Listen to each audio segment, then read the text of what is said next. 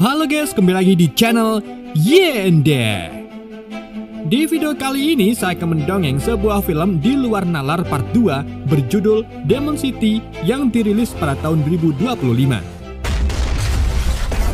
Film ini bercerita tentang seorang ayah sekaligus pembunuh bayaran elit yang memutuskan untuk melawan ratusan anggota mafia kejam yang telah membunuh semua keluarganya. Bagaimana keseluruhan ceritanya? Daripada penasaran, mari kita simak alur ceritanya.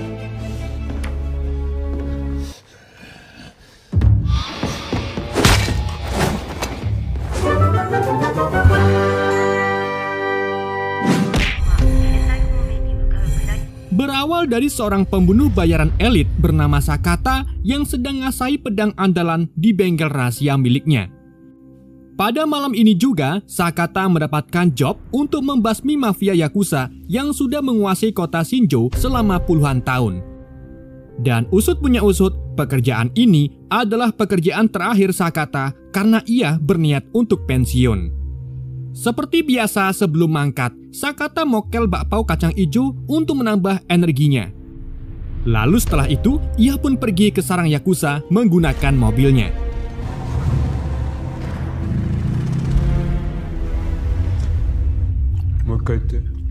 Sementara itu di sarang Yakuza, seorang anak buah bernama Taneko melaporkan kepada bos Yakuza yang sudah tua bernama Bagong-kun bahwa ada sekelompok mafia baru bernama Kimengumi telah mengambil alih bisnis mereka di pelabuhan. Mafia Kimengumi itu menyampaikan kalau mereka tidak akan patuh lagi terhadap Yakuza, bahkan berniat melawan balik mereka. Mendengar pesan itu, Bagong-kun pun hanya tersenyum karena sampai sekarang ini tidak ada yang mampu melawan kekuatannya. Dan sebagai hukuman karena Taneko tidak mampu menangani mafia baru itu, Bagong pun menyobek mulut Taneko. Bersamaan dengan itu, tiba-tiba ada suara gaduh di luar markas mereka. Dan ternyata suara itu berasal dari Sakata yang datang ke sini untuk menghabisi para Yakuza.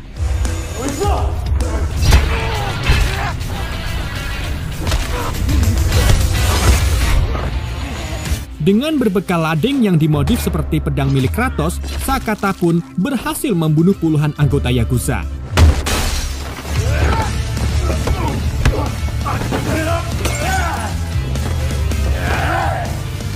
Dalam aksinya, Sakata memotong tangan salah satu Yakuza yang kita sebut saja namanya Yuzuru.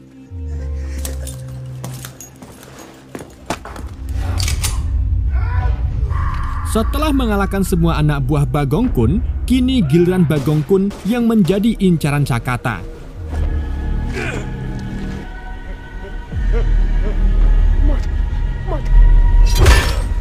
Ketika Sakata berusaha membunuh Bagong-kun, rekan Sakata bernama Fujita datang membantu. Namun ia agak telat karena 98% anggota Yakuza sudah habis di tangan Sakata. Nah, Sakata. Selesai itu, Fujita menanyakan Sakata tentang niatannya untuk berhenti menjadi pembunuh bayaran. Namun Sakata hanya diam saja dan pergi dari lokasi kejadian. Sakata kemudian pulang ke rumahnya, di mana ia langsung disambut oleh istri dan putrinya tercinta. Si istri bernama Aoi, si putrinya yang bernama Ryo. Jadi ternyata keluarga kecil inilah yang menjadi alasan kenapa Sakata ingin pensiun dari pembunuh bayaran.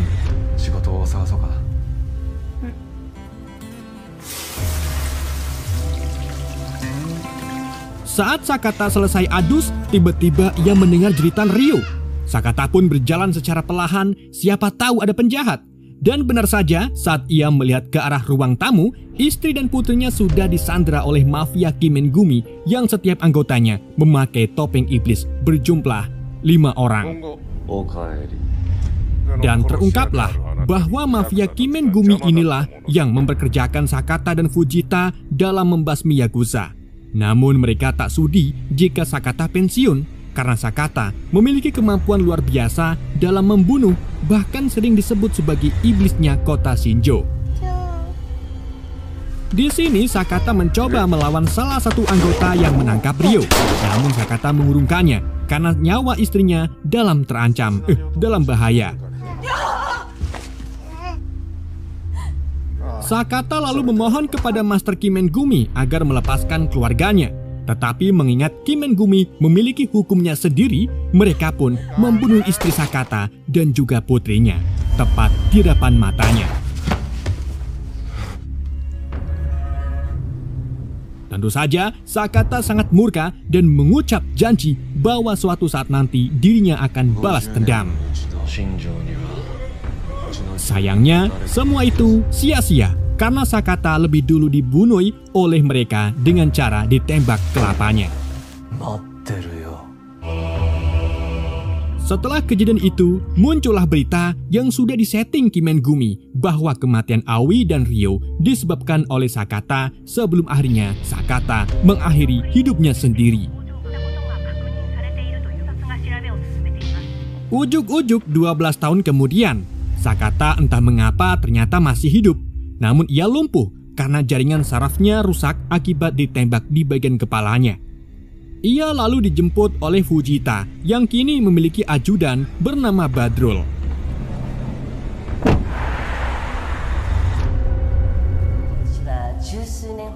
Shin lalu berpindah ke gedung wali kota, di mana wali kota Shinjo bernama Ryu Sunohara sedang diwawancarai oleh wartawan serta jurnalis mengenai kemajuan kota Shinjo yang sangat pesat. Bagaimana tidak, hanya dalam waktu 12 tahun saja kota ini sangat maju dan sejahtera, bahkan melebihi kota-kota besar lainnya di negara Jepang. Dalam acara ini, Sunohara disanjung oleh banyak pihak. Mereka berpendapat bahwa semenjak Sunohara menjabat di kota wali kota Shinjo, kota ini semakin tahun semakin maju. Namun meskipun begitu, ada yang masih menaruh keanehan di kota Shinjo, termasuk seorang jurnalis bernama Kamiyama yang menanyakan tentang kasus misterius yang sering muncul. Kasus itu berupa hilangnya gadis-gadis remaja di setiap minggunya, kematian para pejabat terdahulu, dan masih banyak lainnya. Dan yang menjadi pertanyaannya, kenapa kasus tersebut tidak pernah terungkap? Bahkan pelakunya saja tidak ada satupun yang tertangkap. Bukannya memberi informasi yang lengkap, Sunohara malah mengelak dengan mengatakan kalau semuanya sudah diurus oleh pihak kepolisian, dan justru Sunohara malah memperingati Kiyayama bahwa kota Shinjo memiliki aturan. Siapa yang melawan, maka ia akan dihukum layaknya di negara.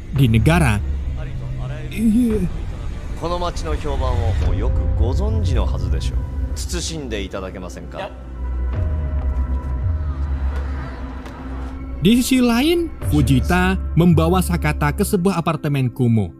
Di sana, Fujita meminta Badrul untuk merawat Sakata. Pada suatu malam saat Badrul baru saja ngajak Sakata jalan-jalan, tiba-tiba ada seorang pria yang menyerang Sakata dengan pisau. Pria itu ternyata Yutsuru yang dulu tangannya ditugel oleh Sakata. Tetapi niat hati ingin balas dendam, Yutsuru justru merasa kasihan dan akhirnya memilih untuk pergi. Sementara itu, Kamiyama yang merupakan jurnalis teladan masih belum menyerah untuk mengungkap kasus misterius. Ia bahkan menyewa Taneko, mantan anggota Yakuza, untuk mencari informasi tentang Kimengumi yang diduga sebagai dalang semua ini. Setelah mendapatkan informasi dari Taneko, tiba-tiba salah satu anggota Kimengumi muncul.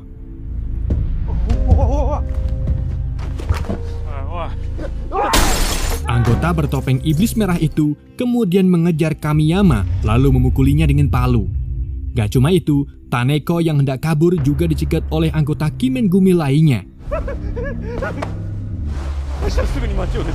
Anggota itu lalu menggiring Taneko ke jasad Kamiyama dan diminta untuk melakukan bundir.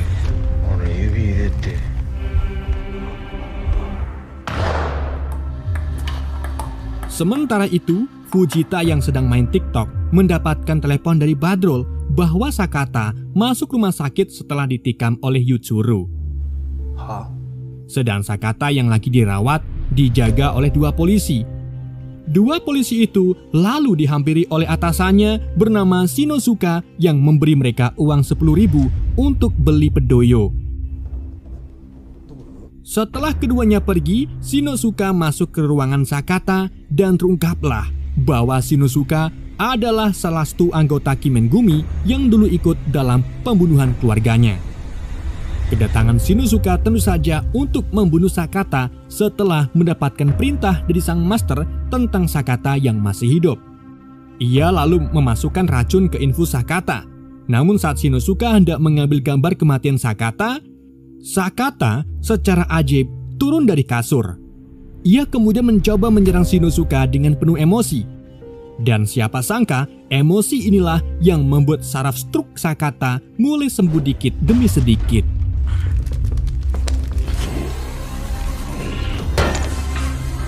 Di saat itu juga, dua anak buah Shinosuka datang lagi karena uangnya kurang. Dan untuk menutupi perkelahian tadi, Shinosuka pun berbohong kalau Sakata ujuk-ujuk tidur dewe kading kasur. Ketika salah satu polisi itu mulai curiga dengan tingkah Shinosuka, Shinosuka lebih dulu membunuh polisi tersebut. Sedang satunya lagi ternyata bagian dari Kimengumi. Di sini, Shinosuka mengira kalau Sakata tidak akan mau melawan lagi. Namun siapa sangka ternyata Sakata masih sempat-sempatnya melawan mereka berdua, bahkan berhasil membuat anak buah Shinosuka wawah dari lantai atas. Sakata lalu lanjut membunuh Shinosuka dengan cara mencekik menggunakan selimut.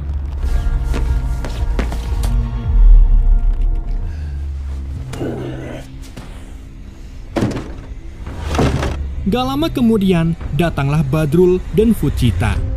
Keduanya lalu dibuat terkejut saat melihat Sakata berjalan keluar dari rumah sakit meski urat-uratnya belum pulih. Di saat itu juga Sakata melihat bakpao kacang ijo, dan begitu ia memakannya, Sakata langsung ingat tentang kematian istri dan putrinya. Dan karena hal itulah Sakata sembuh total dari lumpuhnya. Shin lalu berpindah ke pabrik pengolahan sampah milik salah satu anggota Kimengumi bernama Ikkaku. Tetapi ternyata pabrik ini hanyalah sampul, di mana sebenarnya pabrik ini memproduksi micin haram. Selagi mengawasi produksi micin haram dan sempak terbang, Ikkaku menelpon salah satu anggota Kimengumi bernama Mahuroba yang bertugas mengelola pelabuhan. Namun bukan mengelola ikan petek, melainkan mengelola gadis-gadis cosplayer untuk dijual kepada para wibu. Ikkaku lalu memberitahu Mahuroba bahwa Sakata bangkit dari kelumpuhan. Untuk mengatasi Sakata, mereka pun sepakat untuk menyuruh Fujita menghabisi Sakata. Fujita yang masih bersama Sakata lalu mendapatkan pesan dari Ikkaku untuk membunuh Sakata. Tetapi tentu saja sebagai rekan, Fujita menolak secara diam-diam dan justru memiliki rencana untuk membantu Sakata membalaskan dendamnya.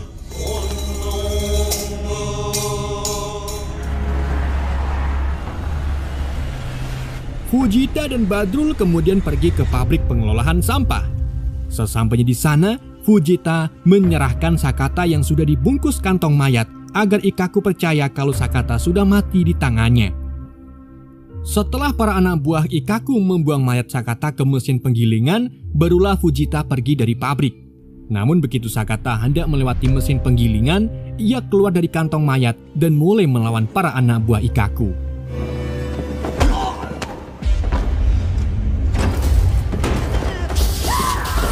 Aksi nekat Sakata pun diketahui oleh Ikkaku yang secara langsung menyuruh penjaga gerbang untuk menjaga Fujita pergi dari pabrik. Penjaga itu kemudian langsung menembak Badrul dan Fujita. Namun saat penjaga itu hendak mengecek mayat Fujita, Fujita ternyata masih hidup dan langsung menembak mati penjaga tersebut.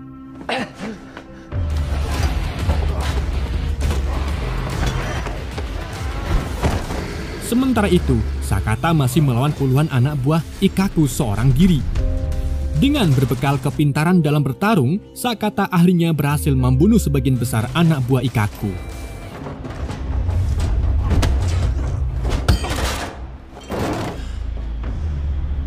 Ketika Sakata mencari Ikkaku, ternyata Ikkaku sudah ada di luar pabrik, di mana Ikkaku secara langsung meledakkan pabriknya untuk membunuh Sakata. Ledakan itu pun menarik perhatian sang master Kimengumi. Awalnya Ikkaku mengira kalau Sakata sudah mati. Namun beberapa saat kemudian Ikkaku terkejut karena ternyata Sakata masih hidup. Saat Sakata hendak membunuh Ikkaku, tiba-tiba Ikkaku ditabrak oleh Fujita. Fujita yang terluka parah akibat tertembak lalu mengucapkan pangapuro kepada Sakata. Karena ternyata Fujita lah yang dulu memberitahu kepensiunan Sakata kepada Kimengumi. Mengetahui hal itu, Sakata pun langsung membunuh Fujita.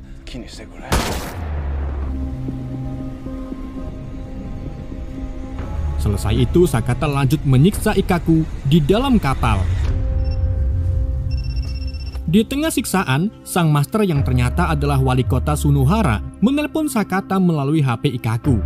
Dalam obrolan itu, Sunohara mengatakan bahwa dirinya menyesal karena telah membiarkan Sakata hidup. Namun meskipun begitu, Sunohara sama sekali tidak takut dengan Sakata yang kini telah membunuh ratusan anak buahnya.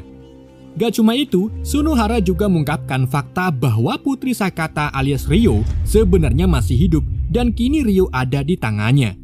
Jika Sakata berbuat lebih jauh lagi, maka Sunohara mengancam akan membunuh Ryo. Mendengar kabar ini, Sakata pun shock. Tapi justru dengan kabar inilah, semangat Sakata dalam balas dendam semakin membara. Sakata kemudian membiarkan Ikkaku mati secara perlahan.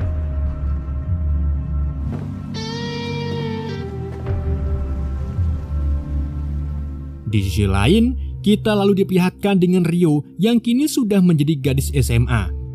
Namun ternyata Ryo telah diasuh oleh Mahoroba sejak kecil, di mana sejak saat kejadian 12 tahun yang lalu, Mahoroba mendoktrin Ryo bahwa dirinya adalah ayahnya.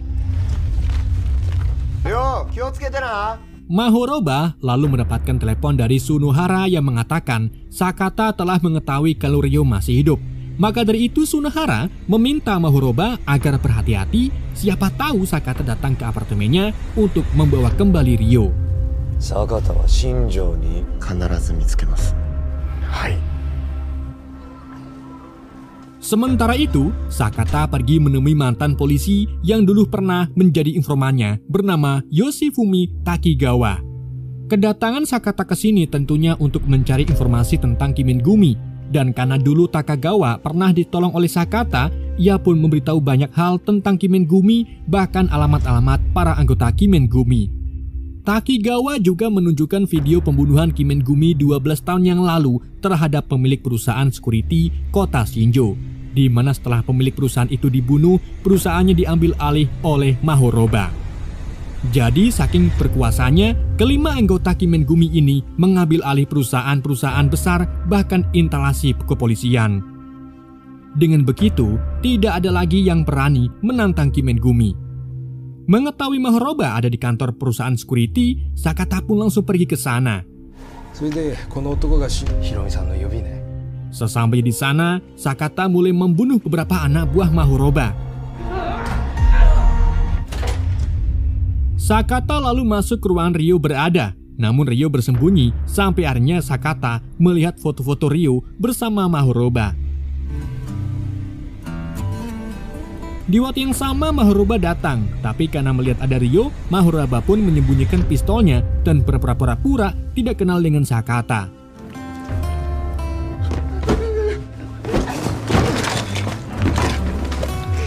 Keduanya kemudian bertarung. Di tengah pertarungan, Ryo tiba-tiba memanah Sakata, dan di detik inilah Sakata melihat putrinya setelah sekian lama berpisah. Namun, yang bikin Sakata sakit hati, Ryo malah memanggil Mahoroba sebagai ayahnya.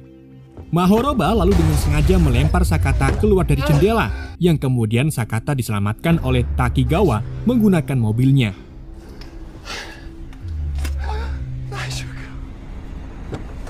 Singkat cerita, saat Takigawa mengobati luka Sakata, ia mendapatkan telepon dari Sunohara yang memperingati Takigawa untuk tidak ikut campur.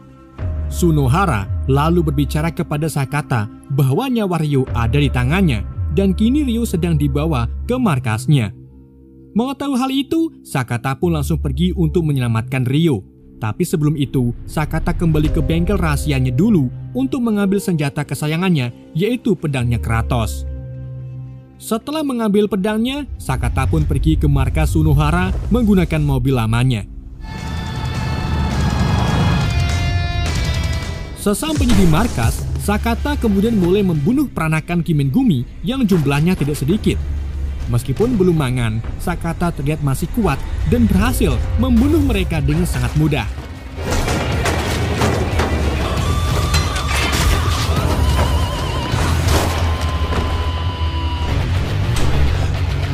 Sakata lalu lanjut membantai peranakan Kimengumi yang ada di tangga.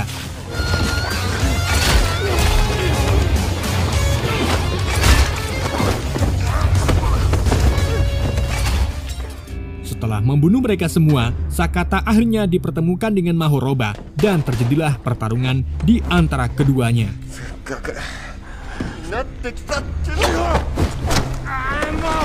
Di dalam pertarungan itu, Sakata teringat bahwa Mahoroba lah yang telah menembak Metoi istrinya. Dan karena Mahoroba memiliki dengkul kopong, ia pun dengan mudah dibunuh oleh Sakata.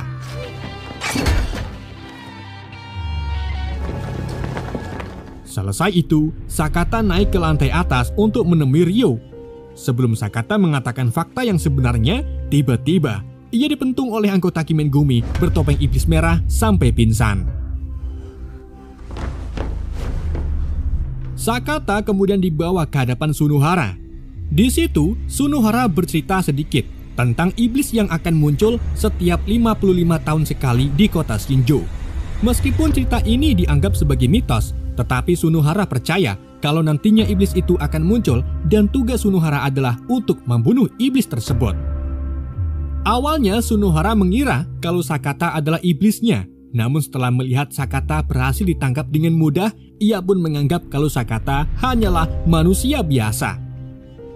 Ketika Sunohara hendak membunuh Ryo, tiba-tiba Takigawa datang sambil menembak ke segala arah. Ryo pun mengambil kesempatan ini untuk lari ke arah Takigawa. Sedang Sakata bangkit kembali dan mulai melawan anggota Kimengumi bertopeng iblis merah bernama Jin.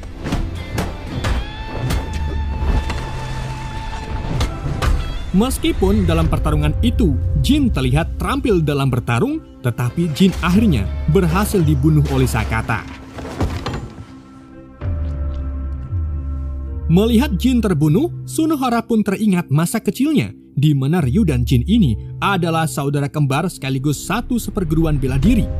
Keduanya berjanji akan saling mendukung satu sama lain, sampai akhirnya pada suatu malam, keduanya entah mengapa berani membunuh gurunya sendiri.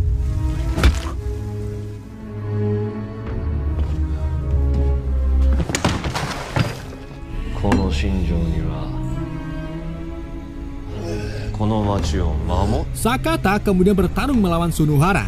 Tapi karena Sakata sudah terluka parah, ia pun dengan mudah dikalahkan oleh Sunohara yang berhasil memotong satu lengannya.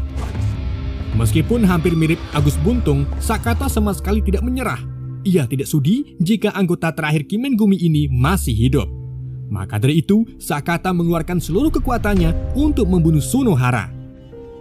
Dan dari situlah, akhirnya, Sunohara mulai sadar bahwa Sakata lah iblis Shinjo yang dimaksud.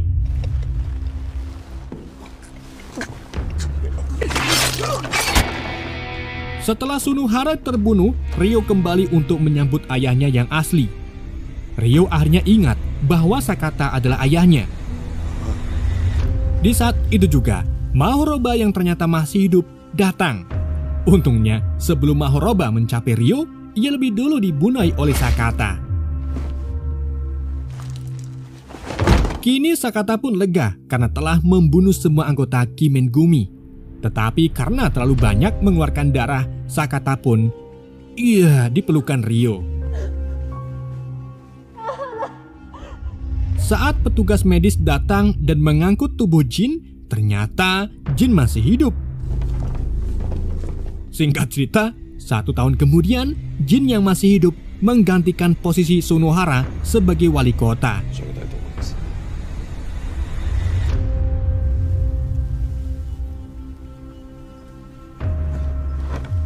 Namun, pada suatu hari saat Jin sedang melakukan tari iblis, ia berhasil dibunuh oleh Ryo yang kini menggantikan posisi ayahnya sebagai assassin paling brutal di Jepang, dan film pun berakhir. Oke guys, itulah alur cerita film Demon City. Semoga kalian terhibur dengan alur cerita yang saya bawakan. Mohon maaf jika ada kesalahan dalam penyampaiannya ataupun penyebutan nama. Manusia terbaik adalah manusia yang belum 2 hari saat sedang menjalankan puasa. Sekian dari YND, sampai jumpa di video berikutnya.